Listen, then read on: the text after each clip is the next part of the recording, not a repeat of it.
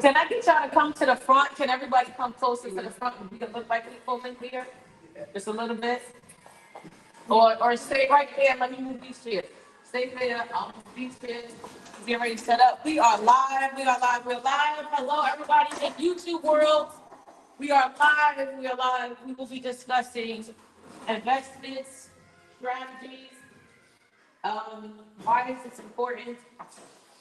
And we don't have a lot of time because we do not have in the center functioning things. Hello, welcome. Thank you so much. So as we get settled and started, I am Coach Rima. Thank y'all for coming out today. Yes, can we get some noise? All right, so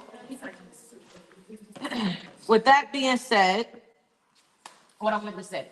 So let me see if I can put this for y'all to see. Okay. Do. There we go. All right. And everybody should be able to see.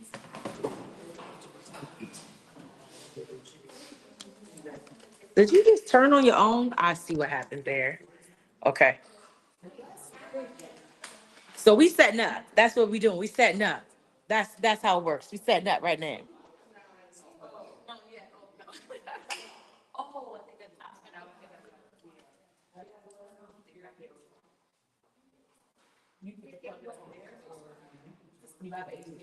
I got like people like there's one there, but you need a specific one.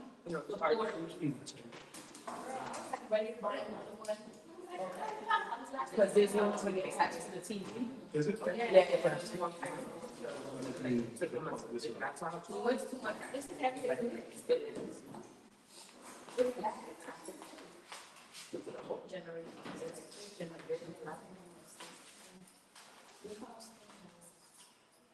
How y'all feeling today? Good. No. How y'all feeling today? Y'all better make some noise. So, you know how I do like the preview of the week? Is that cool? Can I tell y'all about my week?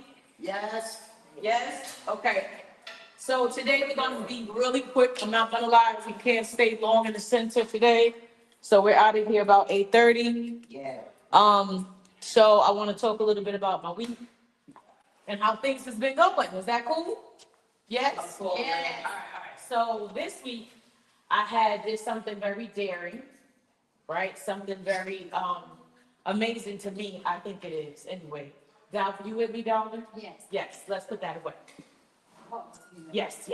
Unless you got to take notes there. Yeah. Okay. All right. He's starting to take your notes. So this week I started my doctorate program, right? And it was really amazing because I don't know what it is about school, but every level you go up, it just gets easier. That sounds very interesting, right? Would y'all like me to explain that? Yes. So when I started going back to school, I went back for my bachelor's in 2014, right? I thought that I couldn't do school because it was 10 years later from when I had graduated high school, like something like 15 years, right? Something like that. So I was like, I can't do school, blah, blah, blah, like everybody else do, right? And then I went to school for my bachelor's with only a high school diploma. So now I'm sitting there talking to the admissions person and they're like, hey, tell me a little about yourself. So at the time, y'all all know my life at that time. So I'm giving her everything. Her eyeballs is like this. Mouth dropped open. She said, I'm putting you in everything. And I was like, all right, whatever. The first semester, I got all A's. And I was like, oh, I must be killing it, right? The following 2 years went to shiznit, right? Like I wasn't killing it at all. However, I noticed that it was in my preparation. If I would have just been going and paying attention, I would have been fine. As things got easier over that first couple of months, because it was easy. Starting off with I didn't have an associate, so it gave me the 4 years for the bachelor's. But starting off in that first 2 or 3 semesters, it was easy.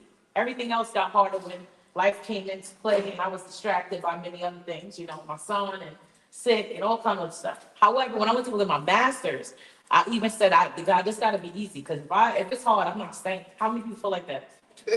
How many people feel like it gets hard? I'm probably gonna quit if it gets harder. I'm just being honest. If it's too much, this is not for me, right? And I always say, well, if I'm gonna start going to school, I want to happen to school. I don't want school to happen to me. When I got my bachelor's, I only had experience in the adult industry, so all I would talk about is that. I wouldn't talk about nothing else. I even wrote a paper about different faces of a pen. Wow.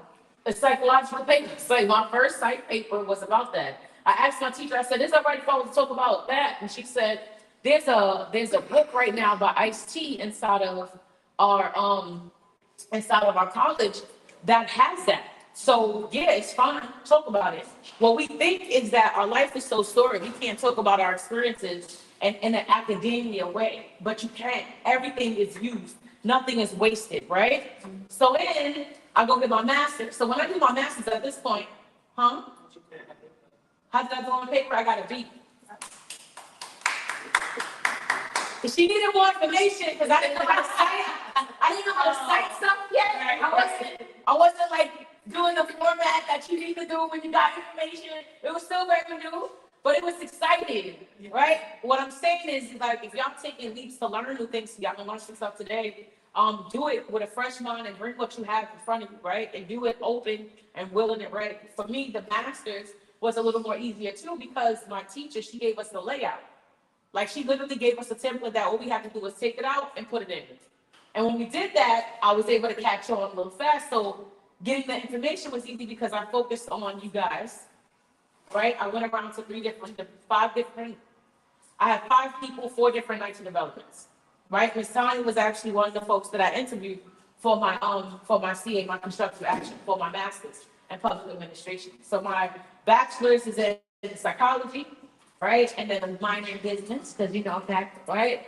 And then my master's in public administration. And when I finished that, I had, I think, 180 something pages written. Wow. Right? So I was like, all right, I can write pages. You said, wow, like that's amazing, right? Y'all workbook for the WIP program, for the Women Impact program, is 130 pages long, all written by me. So every time y'all write in that book, that was in my head. Like that create, so when I learned I could do this, that was that. So this weekend, we go, and I'm gonna wrap this up quick. This weekend, we go and we have our first class on Friday, right? I pull up to this huge campus. It's so big. I was like, God, this is what you got for me on. I need to learn how to drive. This is not, I can't be taking cabs. It's mad bars to do it now. I'm in St. John's this year, right?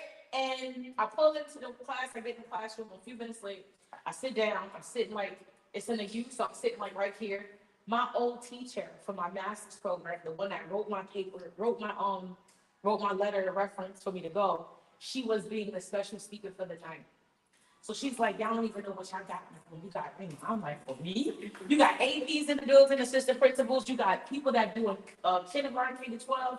You got all these great people. And you talking about me? I'm regular. I'm hooked. I'm just in the community. That's what you're thinking, right? You're thinking I'm just in the community. I don't have a 9 to 5 like everybody else. I do different things, right? And then Saturday comes. Saturday came. I pull up to the school. I cried. Know about y'all, but I was just like in some. I was listening to old spirituals, old like slave spiritual songs and all that. I love it. Way more all that good stuff, but old gritty. And I'm listening to it right now, and I'm just like, God, this is what we got. This is what we're about to do. And I just felt like really animated, right? Because I feel like we are still enslaved in some ways, right? In spaces, and we don't really have nobody to take us to the next levels like that, right? And I'm like, God, if this gotta be, I'll be a Harry to tell me, I got you. Let's figure this bill out. Let's figure out this tuition, right? So I get to the school, I'm crying, and I'm just in reflection, and then all of a sudden I go to walk into the school, and I was like, I'm supposed to be here. So then the teacher started giving us assignments. That was when things got really interesting. So what she did was she said, we're gonna name your cohort, and then y'all gotta go in the room and give us give me a few things that you expect from me and a few things that you're willing to give us. So everybody get the room, they all sit down and stand up, not realizing what I'm doing in that moment, but standing up while everybody sit down, that's some leadership, right? So everybody like, nah, you got it. Then We going back and forth. I'm like, all right, put this on the board, put that on the board. I'm just kind of like moving a certain way. Everybody is just following. When everybody put to get up, one of my guys one of my classmates goes, you know, be the voice for us, right? They all want me to sit down and wipe this stuff off the board. I leave that alone, right? And I get into the room and they go, go ahead, you talk for us. So me, I said, we got this walk into, right? It's like 12 of us. So I do the whole thing or whatever. I sit down. Then they break us into smaller groups, right? And in the smaller groups, I was telling Lissy this yesterday. In the smaller groups, she said, I'm giving you 15 questions. Y'all got to answer that. You got 2 hours and you got to present it. Each one of your groups get 15 minutes to present, right? So they all rush to the rooms. I'm still eating a piece of wing because I want wings. And I get into the room. I look at my team. I said, we got this. I know we got this, right? We get on the board. I said, give me all the answers. So we get all the answers. We talk it out. We had enough time. I put everything into chat because, you know, that's what we do. AI, right? Came out with a 15-page presentation. 2 people came in front of us, and their presentation was like maybe 4 pages long. Another one was like, we didn't have enough time to answer all questions. We went to the 8th one, and everybody was like, there's more? Did they have the same amount of time that we did? And it was in that moment that I said, oh, snap. I thought that I was just playing, and I'm doing hood stuff. I'm in my head thinking I'm teaching y'all, the ones that's in my Women Impact program, content creation. But I'm teaching you stuff that even people going for their doctorates don't know how to do. Hello. Do you understand me? The things that y'all learn in these spaces, and even in that class that I got with y'all, they don't know how to do it. And all I thought I was just this mere little girl in projects. Teach you what I know, a little this, a little that. Do you know who you are? So tonight, big shout out to Les Farrell. He's here tonight. He will be discussing investments and strategies for beginners, right? I want you guys to just tap in, tune in. No question is stupid, right? Let me reverse that, right? If you're not asking a question, you think you're too smart. I know nothing about this topic. I know absolutely nothing about buying a house. I know absolutely nothing about investing. I want to know everything. Why? Because I don't want to be here. We're trying to get out of here, but we don't have access to this kind of information. So tonight, take advantage of it. Rosie, can I ask you a question? Can you be your mom's mouthpiece? So if she has a question, can you just answer? Because our Diane is not feeling well today, and she's not really able to talk. So I know she got some questions. But if you do, can you just ask the question for her for me? Thank you so much. Or just look at me like, come over here and you do it. I got you. I love y'all. Can we get a hand clap for our speaker?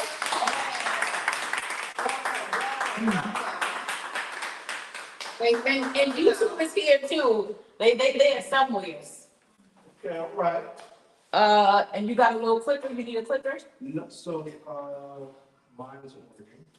I have one, I believe. Now, I can make it. You gotta hook it up. You have to use the remote. Tom, you know how to do it? Yeah, the last time. Can you give us some assistance? Press it down, but I'll leave it out. I'll push this. Yes. Tanya? Okay. There you go. See? Thank you so much. All right. Good evening, ladies, and gentlemen, and gentlemen. So it is an honor and a privilege for me to be speaking to you. You have such a powerhouse in Rima, Coach Rima the Great, and everything that she's doing.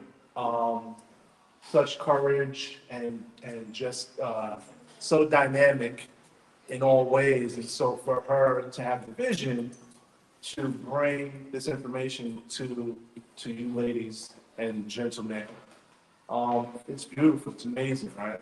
The idea is that you are only as limited as what you can see, right? Not what you can see with your eyes, but what you can see with your mind. And so the world which you desire, the life which you desire, it's all up here, right? It's not around what you can see. Yes, these are your everyday Visuals, your everyday visuals, but you have the ability to visualize further. My name is Leslie Farrell. I'm a licensed real estate agent. Been licensed for going on 10 years. I got my real estate license about 3 days after my youngest son was born. I was literally studying in the hospital for my state exam. I'm originally from Brooklyn, New York. I now live in New Jersey. And real estate is a passion of mine. Education is also a passion of mine. I also am in the school systems. I'm a disciplinarian for East Orange High School. And when I get the opportunity to explain what I know and teach what I know, I get excited. I can do it for free. And I've been told that I should stop doing it. But I won't stop doing that, right? Because if I know something that can help you in your situation and in your circumstance, why wouldn't I continue to give it away? Right. Right? And the universe will compensate me when the time is right. And so, I hope you're excited as I am, right? Real estate is still the number one way to get wealth in this country. Number one way to get wealth in this country is still real estate. Not being a musician, not being an athlete, right? The majority of the population, right, are still obtaining wealth by owning real estate, okay? So let's get into what it is versus what it isn't. Raise your hand if you know the difference between an asset or a liability. Tanya? Yes. Yes. Asset is something that generates income for you for the long term. Okay. Versus, Liability is something that you have to keep pouring money into. check you out, knowing the rich dad, poor dad definition, right? And so, yeah, that's actually correct, right? So some people think that an asset is something that has value, right? That's the general definition that people say, right? An asset, oh, that's something that's valuable, it has value. And a liability is something that costs you, right? But the way Tanya put it is actually the best way to think about it. An asset is something that generates income, right? So something that by possessing it, it amasses wealth, it accumulates in wealth or in value. A liability is something that costs you, something that takes money out of, right? And if there's a devaluation. And so, when we look at some of these items that are on the screen, these are luxury items that, we all dream about, right? Raise your hand if you've had dreams of owning any of these items on the screen, right? All right. Raise your hand if you would love to own some of these items on the screen. I will. Right? Raise your hand if you will own some of these items on the screen. Absolutely. That's right. And so when we look at these items, yes, they are beautiful, they're sexy, they're wonderful. However, would you say raise your hand if you would say that these are assets? Any of these items on the screen? It can be. And your name? Dalva. Dalva. Yes. Explain. Well, because you can rent out the car, you can rent out the boat, and you can rent out the plane. Okay. Now, the utilization of these items will determine if they are an asset or a liability, right? So that's a very good point. But just in the raw form, the intended use, are these assets? No, right? This vehicle, as soon as you drive it off the lot, depreciates in value, right? And so now you've lost money. Owning a boat. It's a lot of upkeep. It's a lot of upkeep, there's gas, right? Purchasing it, lost money. Owning a jet, right?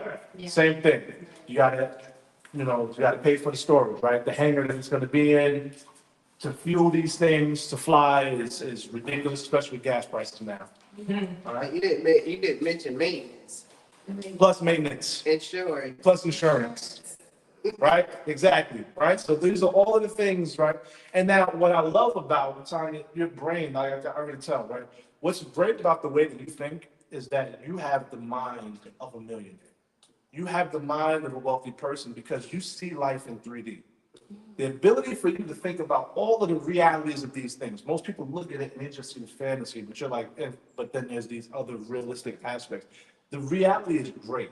Incorporate the reality into your dream, make room for it. Budget for the reality, right? I'm gonna come back to that because that is great. That's a good I distinction. have a question, I'm just waiting for you. Yeah.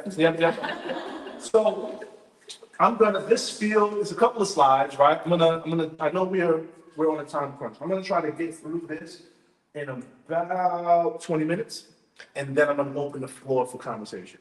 All right? So all of these things, in addition to the cell phone in your pocket, the laptop, right? There's always going to be more. They're making more of it constantly. There's a newer one. As soon as this one comes out, you buy it and feeling good. Then they're selling the next one to you, right? Same thing with playing. Right? As soon as there was a G4, then there's a G5, right? There's always going to be the new thing. And so when we look at when is a good time to lease versus buying, right? These are some of the things that you may want to lease, right? Lease a luxury car, 3 years, right? You join some sort of a membership with a yacht club, you go out with your friends, enjoy the benefit of it, but you're not responsible for the maintenance, the upkeep, the insurance, all of those things, right? And it comes out more economically efficient for you. Same thing, right? People charter flights, charter jets. So you get the feeling, the luxurious experience, but you're not paying the overhead, right? So when we think about leasing versus owning. So currently, right now, I would say everybody in this room is leasing, correct? Yes? Ma'am?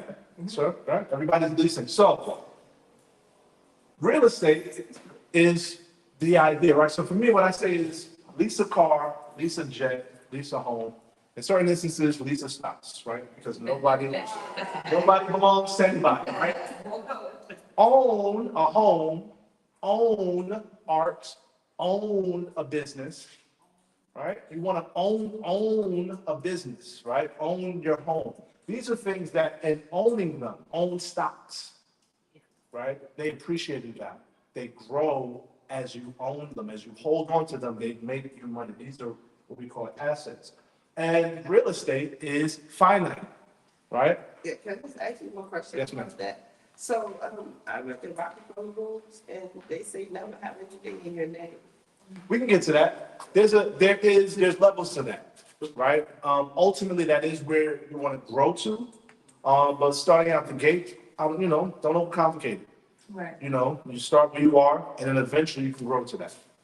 So when you purchase the real estate, right, instead of it being in your name, isn't it better to have it in a company? It depends on the I purpose. mean, not a company, in a trust. It depends on the purpose of the purchase, but we're gonna get to that. You're jumping ahead. Okay. Yeah, she's in the investment. Yeah, you're jumping ahead. She's in insurance. Yep. So real estate. So real estate is finite, which means that they're not creating more of it, right? And so when we understand that they're not creating more of it, there's always going to be a need for it. And what's happening is people always need a place to live. And so that is what creates the market in which you experience. And so what we see is over the years, as the population of the world increases, particularly the US, right? We see where home prices, the values of homes constantly go up. And so the market always trends upward. There are rare occasions where you have corrections, right? Such as the first dip that we see this like small correction, but the first major dip you see is in the 90s. And then the next huge dip you see is in 2008, right? Which was the huge housing market crash from subprime lending. But for the most part, you'll notice that the trend is upward, right?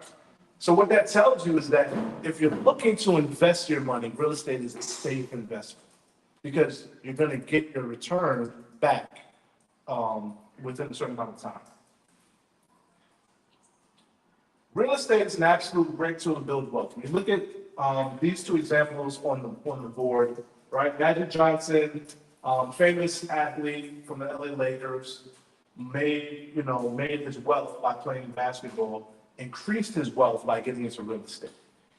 He started out by investing in properties, then he did movie theaters, then he did restaurants, Starbucks, right? All of these things. But real estate was the name of the game. McDonald's, I don't know how many of you have actually watched the movie, but it blew out. It's a boss Right? movie. I love Isn't it? That's Isn't so it? good. What was key about that movie? What was something that stood out that you learned when you watched it? Be a boss? No. What I appreciated the most about it was how slick it was when he bought the land. So it was like, let me buy the land that they are on, not just have the McDonald's on it, therefore I can, like, just dictate what I can do with it, because you can't argue no more. I think it was a real big battle between him and the owners around where he wanted to move it, how he wanted to move. Yep. And it was like, well, you're thinking about the building, you're not thinking about the land. Yep. I loved it. So the golden rule, the man with the gold makes the rules. And so while they hired him, right? People look at McDonald's and they think that it's a restaurant, right? It's a restaurant business. It's not. It's the real estate business. And so that's what you learn, right? Crockett, I believe was his name. He outsmarted the McDonald brothers, who created this one, like The system. their system, The burger system. right? Which improved the speed of which burgers were able to be churned out. They patented the gun, which was able to shoot out, produce 5 or 6 burgers at a time.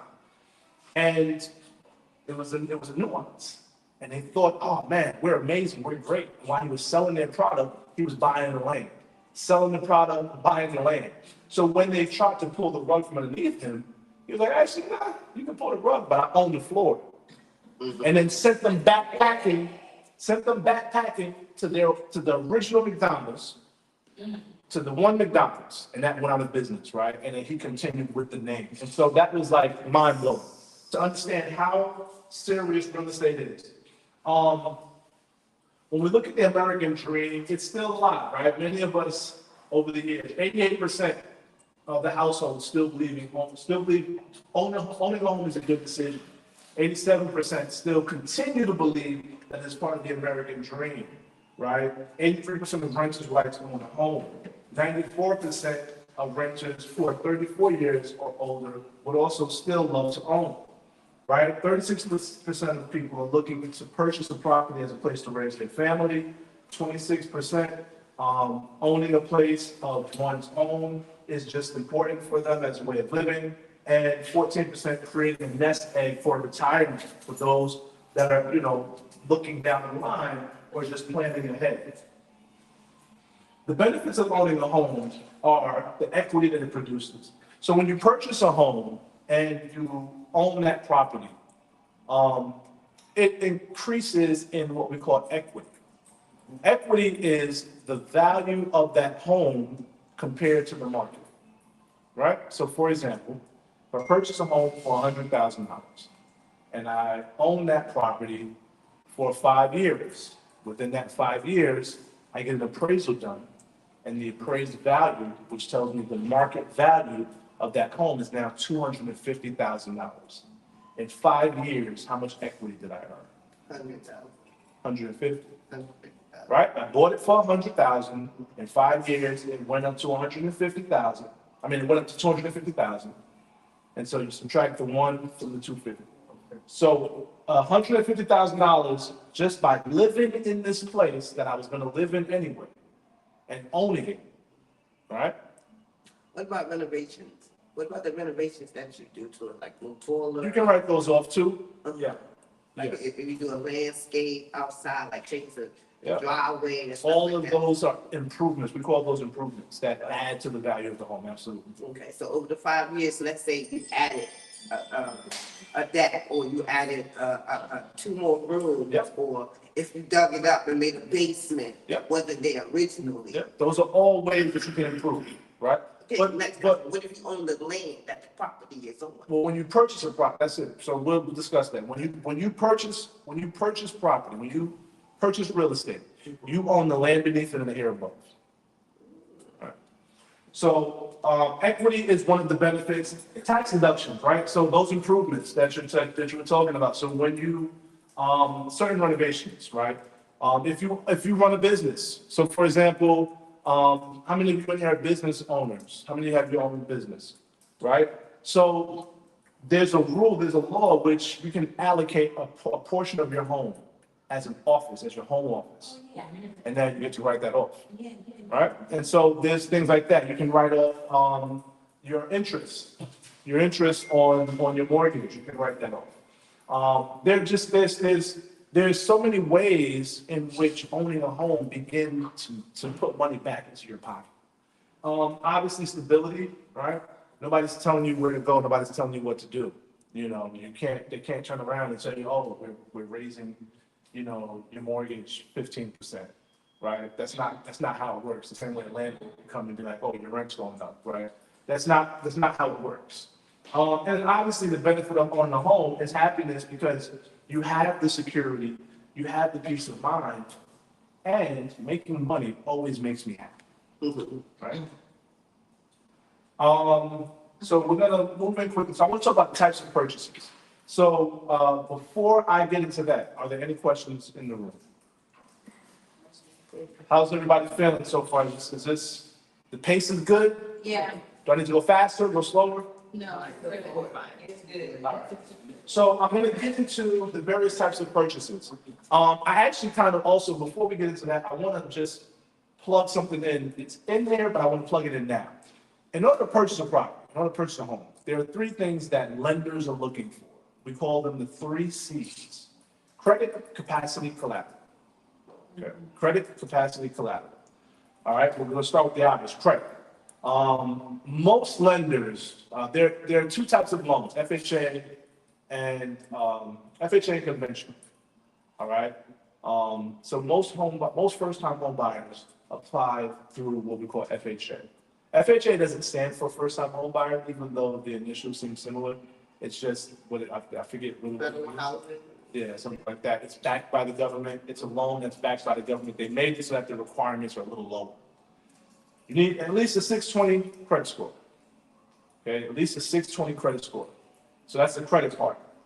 Capacity is, what do you make? What are you bringing in per month? Do you have the capacity to maintain the payments on this? And then collateral. Collateral is, what are you backing this loan against? Usually that's equity, right? I mean, not equity, that's usually like a down payment, right? So what do you have in the bank? What do you have stored up? What do you have in stocks? What do you have in your 401k, right? If you own a property, right, then what is the value of that home? That is called collateral, okay? So 3 C's, credit, capacity, collateral. So when you speak to a lender, they're gonna ask you about those 3 things. So if you make $100,000 a year, right? And I'm just using that number, right? Because nurses, they're professions that touch that very quickly, right? If you make 70,000, if you make 50,000, right? The lender is going to take that number, and then he's going to put it up against what you put out. So how much you take in versus what you put out? Student loans, car notes, credit card bills, right? Insurance, right? Whatever your monthlies are, student loans. And then he's going to create something that's called the DTI, debt to income ratio. That DTI is going to tell him whether you can afford the purchase or not. All right. So I just wanted to plug that in again. 3 C's: credit, capacity, collateral. All right. So keep that in mind. So the types of purchases. So the first type of purchase that I want to go over is something called a condo or a townhouse. All right. Raise your hand if you've heard these terms before. Condo, townhome. Okay. So basically, what a condo is, it is an apartment building that you own. So imagine the apartment that you're in. If you owned it, that'd be a condo. All right. A townhouse, very similar, is it's these style of homes. They're connected, right, like row homes almost, with more than one floor, upstairs and downstairs, that you own. Right. You own everything within the walls of that space. All right. And then everything outside is mutually shared. The front of it, the communal area. And with those, you usually have some sort of association fee. All right? And so with owning a condo or a townhome, the purchaser, not a problem, sir, is given a deed. So you actually possess the deed of ownership for that piece of property. You can purchase it FHA or conventional, right? Each unit receives a separate tax bill from the city, so you pay taxes on it separately. It's included in your mortgage. And then the owners are required to pay a monthly charge or common charge, which is called an association fee. That takes care of things. So, for example, right, if this building were a condominium and you guys were paying a mortgage for where you stayed, this would be one of the spaces that'll be paid for by the community, the association, right? The community spaces. Okay, I have a So, question. yep. Oh, never mind. I was about to ask you this. Among So the difference between a condo and a co-op is a co-op is an apartment, right? So similar. If this building, it's funny because there was a building, there's a development in Brooklyn. I forget the name of it. It was not too far from the Barclay before they built the Barclay, and they converted it into co-ops, right? So I don't know how the people of the building did that. It's pretty cool, right? So just like you guys, they were living, they were paying, and they were able to flip where they were staying and turn that into a co-op. Co-ops are owned by a corporation. And so what happens is, as opposed to individual ownership of each unit, collectively own the building, right? And the building is looked at as a corporation. When you buy an apartment that is in a co-op building, you're buying shares of the corporation. You can still purchase it mostly through conventional. A lot of FHA, very few co-ops accept FHA loans. We'll talk about that. The larger the apartment, the more shares you own. When we think about Manhattan, roughly 75% of Manhattan are co-ops. Now, co-ops have these very particular rules, and it's interesting. Most co-ops are designed so that they keep people out, right? And so that's the way of gatekeeping, right? And so, for example, one of the stipulations for a lot of co-ops is you have to make a certain amount, right? Like you have to make, they'll price the apartments low, right?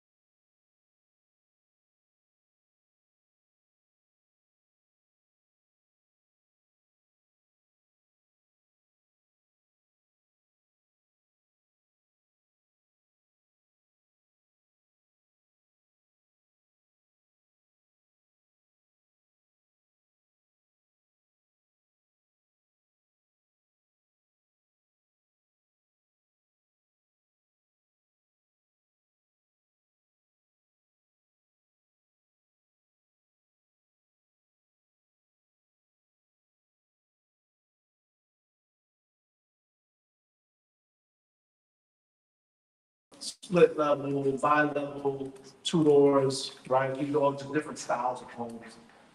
What you're looking at right now is a traditional colonial home, which is really where you have all of your family spaces on the first floor and the bedrooms on the second floor. It's a freestanding residence building. It requires a standard residential mortgage. And so FHA are conventional. FHA, you can get it as low as 3.5%. So that's 3.5% of the purchase price. And so if we're looking at a home and it is $100,000, right? You would have to pay 3.5% of that $100,000 as a down payment in order for you to be able to purchase the home.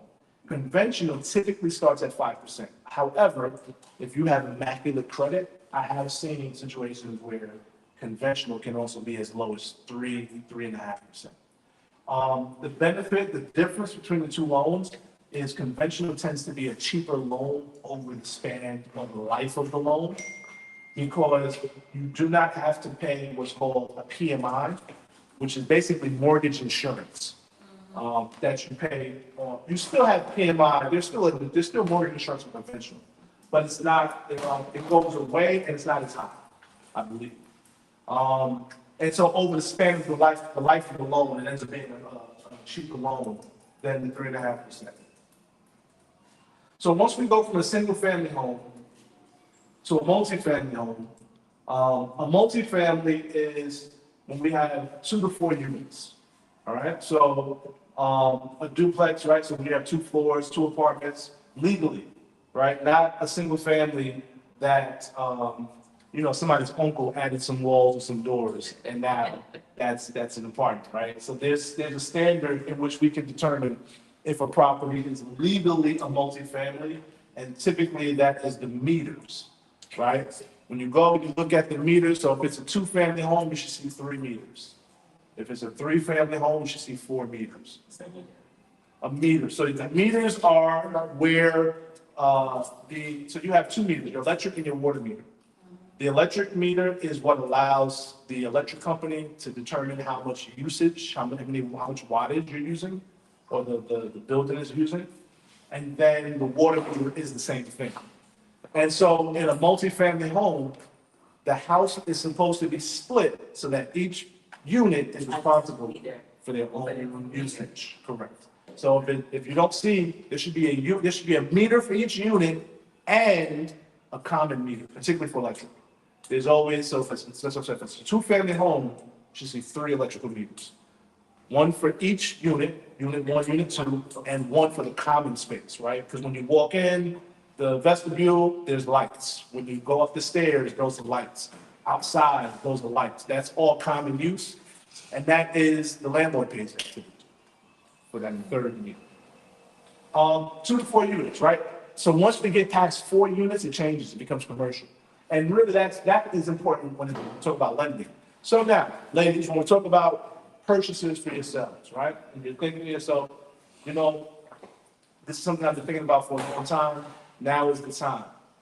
My suggestion for first-time home buyers is you want to start by looking at multifamilies, right? You want to at least get yourself a 2-family, right? So that you can live in one and rent out the other. The benefit of that is, one, if you don't make a ton of money, right?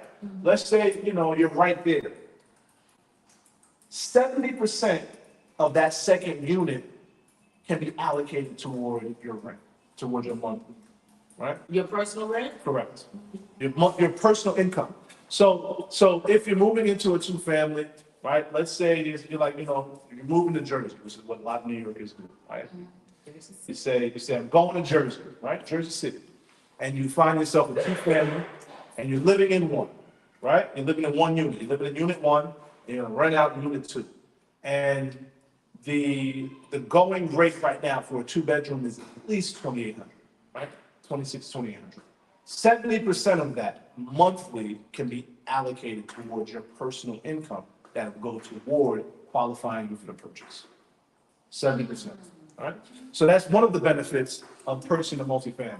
Another benefit of purchasing a multifamily is, again, the renovations you get to write off. So when you do renovations on the apartments, when you do renovations on the building, you get to write those off a bit more aggressively than you would if it were just your own personal. And then one of the other benefits, which I love, is by purchasing a multifamily first, when you move out, once you decide to say, you know what, I want to live in the space by myself. So you go from the multifamily to buying one of these, right? Which would be my suggestion. Go from here to here.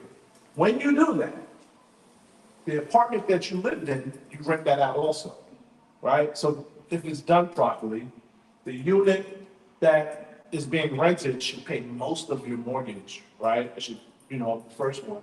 And now, by the time you move out and you rent out both of them, the entire mortgage should be covered here.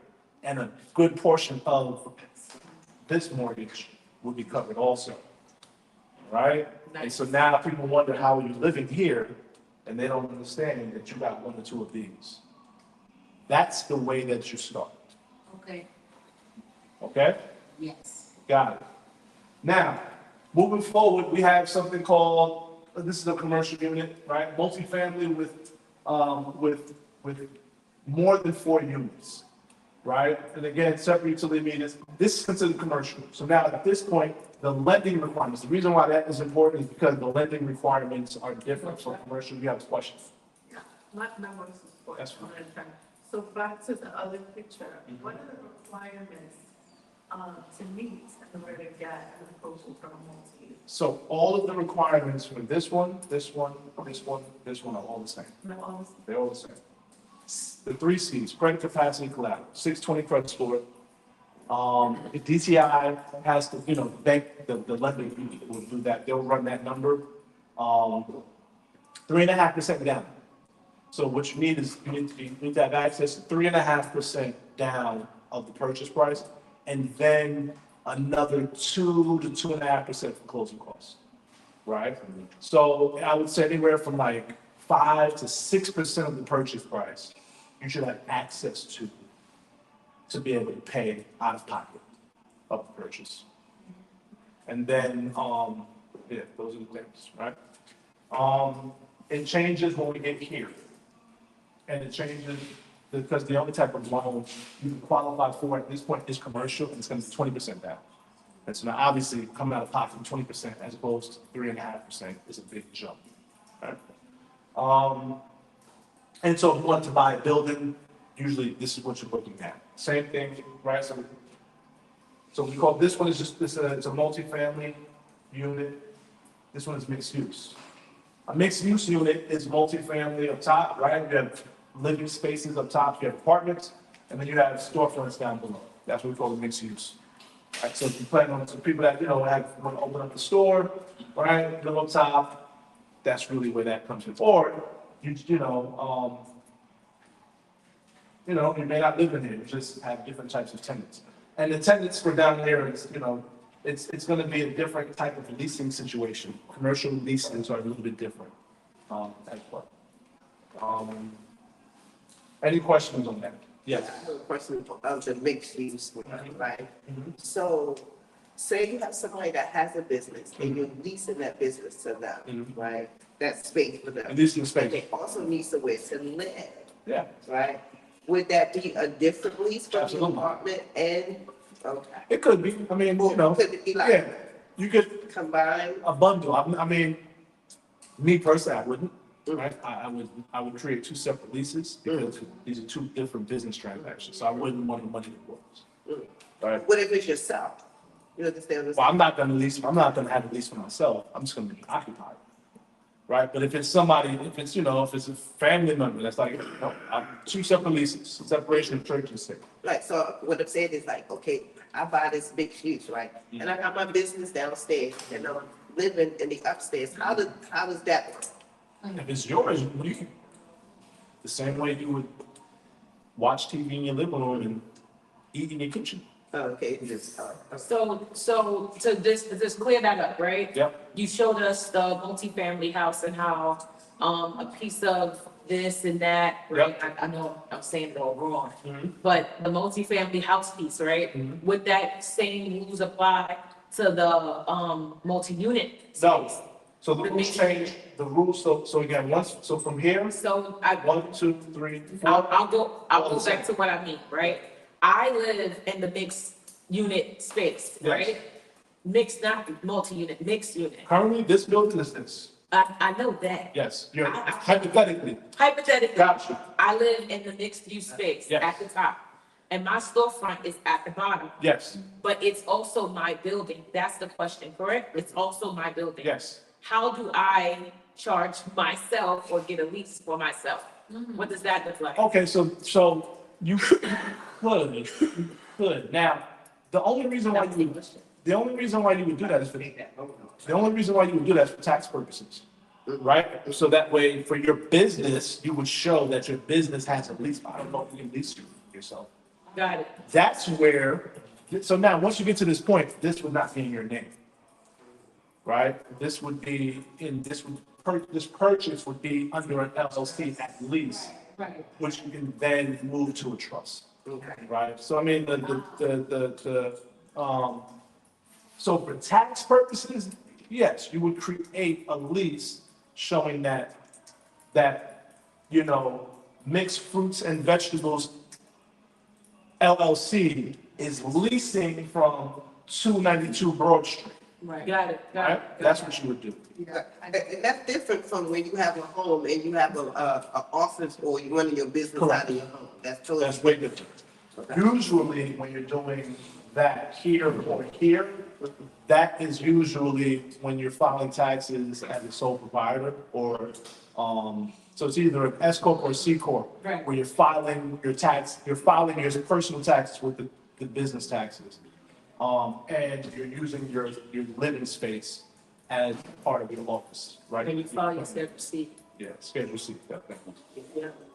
That's one of your skills also, correct? Don't you also? I have a lot of skills, sir. All right. That. No, yes, I do. You do, I can't do taxes. right. I don't like it. Very lucrative. My aunt made a great deal of money. So, all right, we're gonna speed through these next parts. There's 13 steps to purchasing a home roughly. When people think about purchasing a home, they get discouraged because it's so many steps to the process. But when you're working with an agent that is skilled and knows what they're doing, they will hold your hand through the entire process and you won't skip a beat. It gets a little scary sometimes, but that is just a part of the process, right? So, the first step is a buyer consultation. You sit down with your realtor and you give them your wish list. Hey, I want this, I want that, I want this. Good realtor is going to help you understand the difference between needs and wants, right? So if it's you, your spouse, and your 3 children, yes, you may want an 8-bedroom. However, you only need a 3-bedroom with a living space, right? Does that make sense? So that's the differences, right? You may want a pool, but you'll need a pool, right? You need to have parking, right? So those are the differences when you're looking at, your wants and your needs. Buyer consultation. Your next step would be to speak to your lender, right? That is, it's usually good when it's referred by the realtor because you want the realtor and the lender to be working together because that makes that process so much easier. But obviously you vet that yourself, right? You speak to the lender and you go with the lender that you feel comfortable. There are some times where there's a difference between borrowing from a bank and a brokerage company or a mortgage company. Banks are usually just really rigid, right? They're just like, do you check these boxes? If not, then, Whereas a mortgage lender or a broker, they have a little bit more flexibility and they can operate in what we call the gray a little bit better, right? And help you. But the rates are usually amazing, right? So if you can get a bank loan, usually have amazing rates and it's usually just, it's pretty simple. But that's what you're gonna do. And then what they're gonna do is they're gonna tell you how much you qualify for. So they'll say to you, you qualify based on your 3 C's, credit capacity, collateral. Looks like you can purchase a home for about 350, 400,000, 500,000, single family. And what you do is you add an additional 100,000 for each. So if you decide to go multi, so if you qualify for, let's say 400,000 single family, that becomes 500,000 for a 2-family. That becomes 600,000 for a 3-family. That's typically the rule. The rule of thumb is you add an additional $100,000 of qualification onto the amount. for each unit that you go up. Then you go back to your realtor, say, hey, Les, wonderful realtor, this is what I qualify for. Now Les begins to help you, and you guys go back and forth. You send houses to Les that you love, and Les sends you houses that he thinks you may like as well. And then you begin to set up appointments, right? Schedule time. I'm available after work and on weekends. We began looking, right? You look. You find the house that you love, that you like, you make an offer, okay? What I always tell my clients is do not fall in love with a house. It's the wrong mistake. It's a business. You get your heart broken. What you do is you fall in love with the opportunity, all right? Even then, you guard yourself. So what that means is that if it's the right location, if the space meets generally what you need, you can make it what you want it to be. It's good. That's a great thing. You put your offer in. If the offer comes back, accepted, okay, you get a little bit more excited. Right? I say you can go from like zero excitement to like a 2. Okay? Each step along the way, you can raise your excitement a little bit higher. Yes, ma'am. So my question is, when you find a place, right, if you're making an offer, right? Yes. When you go and you view this place, what would you say would be the most important thing? I have a specific list of things that I think is most important when you're going to buy a house before you purchase the house. Even though it looks good on the outside, right? I think plumbing, electricity, boiler, foundation, as far as the sewage, Yep. right? Those are important things to consider before you purchase that home. Because those things can cost you more money in the long run. Absolutely. And structure. Yes, you are. And the structure Yeah. to see if it has termites or, if the basement has leaks. Yep, so I'm gonna stop you, right? So there's a point in the process that we'll get to with the inspection. Okay. Right, so all of that gets determined through your inspection. Now, obviously, when you're looking at your house for the first time, you're not gonna be able to determine all of that. It's not a shot, right? Right. Typically, what you wanna look for as you're doing your walkthrough with the realtor, yes, the basement is the place where you need to, most people don't love basements, particularly to my female clients, and I'm like, listen, I need you to shake that, because we gotta go into this dirty, crusty basement, because that's where the house talks to you. Right, you're gonna look at the ceiling, if there's leaks that you can see, visible wet spots, that's something that's gonna reveal something to you.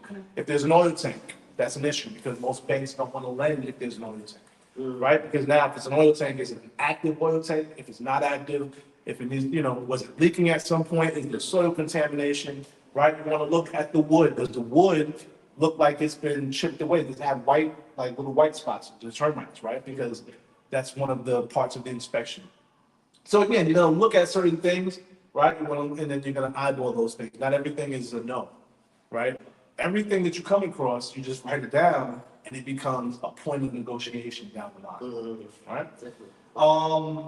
And so when you look through, you've done your walkthrough, you've eyeballed everything, and you say to yourself, I like it, put an offer in, Les, right? Les looks at the market, looks at the comparables, the comps, right? What has sold recently that matches this, and this is what I think we should come in at, right? A lot of times people watch house hunters and they're like, hey, Les, they want 300, give them 250. And I say, no, we're not gonna do that. Why? Because you're not gonna waste your time.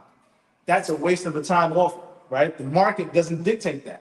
If they're asking you for 350 and the market shows that that house is probably worth 350, it might be worth 370, you have to understand the strategy, right? They've priced it low so that they can get higher bids. So understanding the market, right? Your realtor should understand the market and be able to coach you back on that. And if you trust your realtor, then you'll follow that offer. Offer goes in, offer gets accepted. Next step of that is, so once the offer gets accepted, then you're gonna get an attorney. So the next step of that, no, it's not here. Within this is get your attorney, right? You're gonna hire an attorney, and then the attorney's gonna submit, they're gonna go back and forth. Your attorney goes back and forth with the other attorney, and it's what we call attorney review, right? So the attorney review period is a 3 to 5 day window roughly in which the attorneys go back and forth. Most of it is legal jargon. Most of it is conditions and terms under which your attorney like, yeah, I prefer if we do it this way. I'm gonna hold the deposit. That kind of thing, right? It's not really much for you to just you're waiting for them, it's like double dutch. Just wait for them to tell you that we're good to go.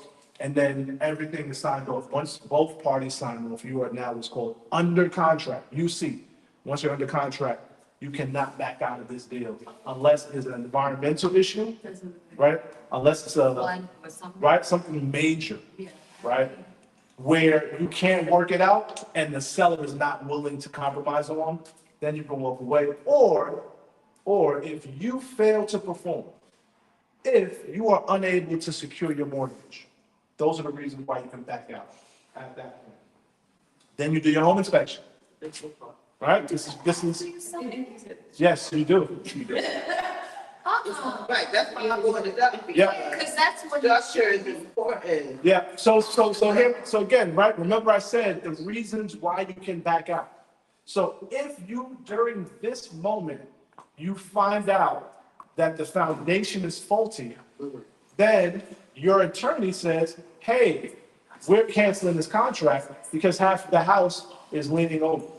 You understand? So you sign the contract to lock it in. Because if you don't sign this contract, they're gonna go another offer. You have not locked this in. There's no benefit for the owner to continue to do the dance with you if you haven't committed. You understand? So this is the process, right? This is like, it's, I want to say it's not negotiable, like this is the way that it happens. You sign, right? You make the offer is accepted, you're under contract, and then you do your due diligence. This is what we call the due diligence period. Even for investors, right? People that are investing, they do it this way also. You have your due diligence period, right? And that's where you do your inspection, because nothing is finalized. Nothing is final. It's final, it's definite, okay? The inspector's job is to stare you. He's gonna come across, he's gonna tell you everything that's wrong, right? Every house has something wrong, okay? Brand new construction, an inspector will go through and point out things that are wrong, okay? You go back with the list of things with your attorney and with your realtor, and you come up with a list and you say, I want them to address A, B, C, and D. It can be addressed two ways. They can provide a credit or they can fix it. I prefer credit. All right, give me the money, I'll fix it myself. I'll get estimates to see how much it costs, because again, somebody's uncle, you go in there, put some spackle on it, put some paint on it, and say that they fixed it, right? So typically, I like to go for, unless we can agree on the contract, right? If we can agree on the person doing the work, we can pay that person, because I trust that person. So that's the home inspection. After the home inspection comes back, we agree. Now, a lot of deals, not a lot, but this is where most times, if there is gonna be, if the deal falls apart, I would say about 30% happen here, okay? Appraisal, this is another place where the deal can fall apart. If the appraisal is a guy that comes out, similar to an inspector, but he's not looking for issues with the house, he's just looking at bedroom count, bathroom count, if it's in good condition, square footage, driveway, right? And then he's comparing it apples to apples. Other houses within a half-mile radius that have sold in the last 6 months. And he comes up with a number, puts the number on the house. If that number comes in at the same number of which you're under contract, your bank is happy, move forward. If that number comes in below what you are under contract, we have a problem. Because the bank is not going to pay more than the house is worth. Right. So there are two things that can happen. Three things that can happen. Either you pay the difference out of pocket, which as your agent, I will tell you 9 times out of 10 not to, unless you have money out the wazoo, you can afford it, and it doesn't matter. Then rock out. Or the seller comes down. That's what we want, right? Come down to the appraised value. That's more logical. And then you move forward. The seller refuses to budge, you're not moving up. Option number 3, kill it. Right? Unfortunately, I've had that happen, and it sucks when it happens. So what happens to the loan? If you ask for this and the loan is more than what they're asking, so then they lower the loan? So, or no? Yeah, they'll adjust the loan amount. That's a good question. At this point, now, once you get this notification, you get a little bit more excited. Because that means that this deal is really moving toward the It end, says no. Okay. right? Correct. No clear title. If you don't have a clear title. So they're gonna do a title search. They're gonna check and see if anybody else in the world has the right to claim this property. That's what the title search is. Sometimes you'll be surprised what comes up. Fixable. This is not the end of the world. If it comes up dirty, we'll call it dirty title. Good. There's usually a way around it. The most difficult title issue is when it's in an estate of a person that is deceased. That's when it becomes really complicated and a little bit murky, right? But get your clear title insurance, right?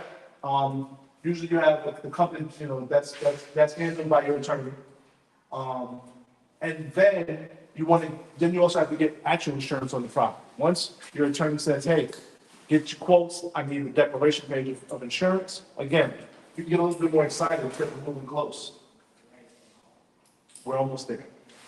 At this point now, right, you should have an idea of your lender is coming back to you. So also with lending, right, your lender is going to come to you every month. They need the bank statements from you. They're going to need 2 years of your tax returns if you are an employee. They're going to need, they're going to need your W-2s. They're going to need W-2s, 2 years of W-2s. If you're self-employed, 2 years of tax returns. And every month, they're going to keep wanting updated bank statements. It's not them, those are the lending requirements, huh? Until you, Until you close. So it's going to get annoying, because the longer it goes, they're going to be like, hey, I need those statements again. And I'm like, I go to my bank, I get these statements, right? You got to do this dance. But yes, you have to keep doing it. And then there's going to be that wonderful day where you're going to get close. You're going to get a mortgage commitment. Okay? Mortgage commitment means that the bank is finally saying, hey, I think this is it. You guys, you've shown that you're worthy of this loan. We're going to lock in your interest rate, right, at a certain amount. And now that mortgage commitment means we can schedule a closing. Once we do that, we're going to do a final walkthrough. And we're going to take another look at that house and make sure that that same house that we walked through once, the same house that we had inspection done, right, and told them to fix this, fix that, or give us money for it. That same house that includes a stove and a refrigerator is the same house, right? So that's what the second walkthrough is going to do. That the lights still work, that the plumbing still works. Yes. Again, sometimes buying a home, those things don't come in. Say it again. No, it doesn't. Refrigerators and stoves. It doesn't. But if it does, and you've agreed to it, you want to make sure in your second walkthrough that it's still there, right? Like it didn't say, yeah, and then next thing you know, turn around, washer and dryer that they were supposed to include is gone. Closing confirmation, right? So now you get a date and a location of where closing is going to be. Homeowners insurance has been provided. Title search was complete. We got a clean title. Your attorney is providing a list of what to bring to the closing. Most importantly, how much that check should be. Right? We provide you with your closing costs. Okay? You understand what the fees are, generally how they impact your budget. You discussed with your lender the option of including closing costs into the loan amount, which is what we call a seller's concession, right? So sometimes when you hear lenders say, you can get into purchasing a home with no closing costs, what they're saying is that the amount of the closing costs is going to be rolled into the life of the loan, which helps, right? Because now take that $10,000, $15,000 that you have to my pocket, spread that over 30 years, it's like $10 a month, right? So you don't see it as much, you don't feel it as much. And that's something that they can do. What are closing costs? It is a combination of all these fees. It's the joke here is that there's no way to read, like if you wanted to read through all of this, you can. But it's just like so many different things. So that's why people always say, what's my closing cost? What's my closing cost? They're not able to tell you to the end, right? These are closing costs, correct? It includes the application fee, the appraisal, sometimes you pay the appraisal up front. It'll include your attorney fees, your closing and escrow fees, courier fees, the credit report that the lender used, escrow deposit, FHA upfront, mortgage insurance, flood determination, home inspection, right? There's a bunch of things that's included in the closing costs that get calculated at the end. It's like your final tap. You do your final walkthrough, Another one, I think. I mean, if I'm being honest with you, you want to do it as many times as You're possible, right. right? So if you can get 3, that's great. Sometimes you can get it done with 2. And now, these are the words that every agent and lender love to hear. Clear to close. CTC. Once you get that clear to close, now get a little bit more excited. Now you can take your excitement to about an 8. Wow. Okay? Get excited. Okay? You have your check that you need. You go, you sit down, you hand over your check, you sign a whole bunch of documents, you get your keys in your hand. And that is the process of owning your home. See, so now all of you have already gone through the process, you're already homeowners. Congratulations. Congratulations. This is my contact information. I also have cards over here. All right? Yes, absolutely. Okay, so Now, Mr. Leslie, can I yes. ask my question You may now? ask every question that the time will allow. I've been waiting to ask you this question, right? Yes. So, I'm not too much interested in purchasing a home from someone else. I was interested in purchasing land and then building on that. Okay. To build the way I want it to be and how I want it to look. Yep. Now, when it comes to getting loans from land Yep. and to be able to build on that land, how does those loans work? Those are different processes, right? You're looking at a development loan, a construction loan, actually. The criteria is different in terms of qualification.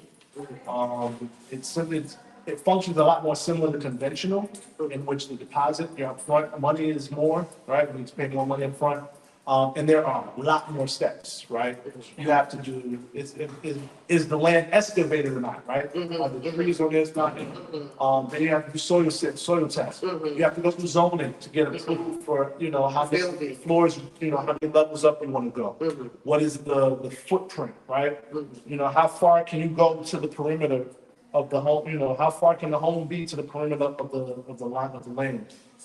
That's a different conversation. What I'll say though is there is a way to kind of do both, and this is what I did. When I purchased my home, I have my oldest son was in college at the time, was living in the house. So it was the 3 kids, and it was 2 of my wife and myself. And my oldest son, significantly over 10 years old. So a 4-family purchasing a 4-bedroom was significantly more than the 3-bedroom. And so what I said was, okay, we don't have to purchase a quote-unquote 4-bedroom. All we need is a 3-bedroom with a space that we can turn into a living space for my son, because that'd be cheaper. And so that's an attic, a basement, right? Just an additional space, and that's what we did. So we went in and we found a home that was a fixer-upper, that needed work, right? And so by finding a home that's a fixer-upper that had the space, we were able to get around. How many of you shop at Marshalls or BJ's? Or TJ Maxx? Yep, Marshalls, right? Now, the benefit of going to Marshalls is that you can get those brand labels, right? For significantly less, right? So that same Ralph Lauren that you would get, that is an excuse. That same Ralph Lauren. May I jump in really quick? Yeah, on time? Yeah, but Yeah, do you happen to have like extra 20 minutes? sure. All right, so this is what I need everybody to do. We kind of got to leave the center. We don't have to leave the group. I'm gonna say that again. We kind of got to leave the center. We do not have to leave the group. If we can regroup in front of the center, outside of the gate, maybe even in that park area, if I want to sit there, it'll probably work better. If we can take just 5 minutes to just get up and relocate really quickly, because they have to close the center down because there's no bathroom and the workers in here all day. We gonna do that. So, can everybody come really quick and take a quick picture together? Yeah. Just come to the front, come to the front, come to the front. Taylor, Miss Mona, everybody online, we love y'all. Thank y'all so much for tuning in. We gonna get him to come back. Make sure y'all follow him. Y'all got his links right there. Follow him on IG. Let him know you watched it. Okay? We are out of here. So